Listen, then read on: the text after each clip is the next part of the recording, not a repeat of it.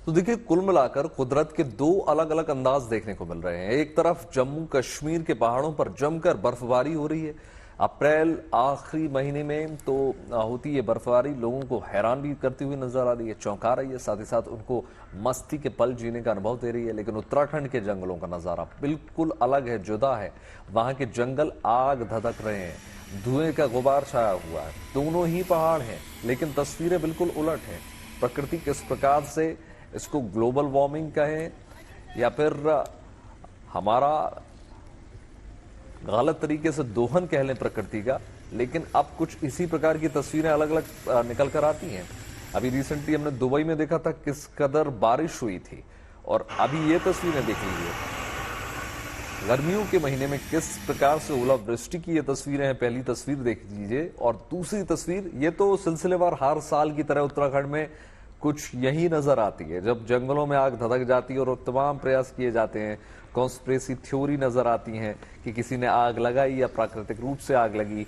लेकिन सवाल यही उठता है कि प्रकृति को किस प्रकार से बचाया जाए, क्योंकि प्रकृति से हम हैं, हमसे प्रकृति नहीं है।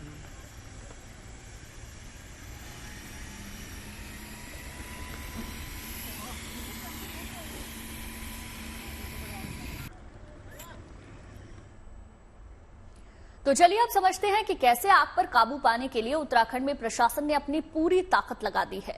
उत्तराखंड में ये वो वक्त चल रहा है जब आग लगने की सबसे ज्यादा घटनाएं होती हैं। राज्य में 15 फरवरी से लेकर 15 जून का वक्त जंगलों के लिए संवेदनशील माना जाता है।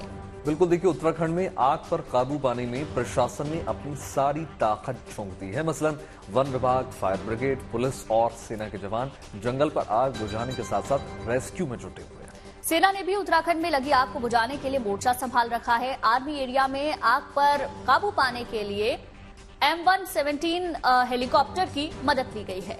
बिल्कुल गुंजन, और देखिए यही नहीं, आपको बता दें वक्त जो है उत्तराखंड में 3700 कर्मचारी आग बुझाने के काम में लगे हुए हैं। सोचिए कितना बड़ा ये रेस्क्यू ऑपरेशन है, जो दिन रात और गर्मी की परवाह किए बगैर अपने काम में मुस्तैदी के साथ जुटे हुए। आगे आग की घटनाएं और ना हो, या जो आग अभी वनों में लगी हुई है वो ज्यादा ना बढ़े, इसके लिए फरवरी से जून तक उत्तराखंड के जंगलों में वन मित्रों की तैनाती की गई है।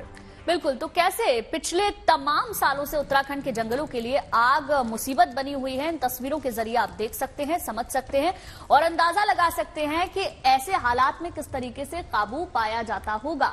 हर तरफ आग की लपटें और उन सब के बीच में तमाम वो टीमें जो लगी रहती हैं इस आग पर काबू पाने के लिए। और गुंजन देखिए, तमाम लोगों पर अभी एक्शंस भी लिए गए हैं जो शक के घेरे में थे, जिन पर शक है कि देखिए इन्होंने जंगल में आग लगाई, और उसी से जुड़ी तमाम तस्वीरें दिखा रहे हैं। ऐसे में प्रकृति ने कुछ हद तक मदद भी की।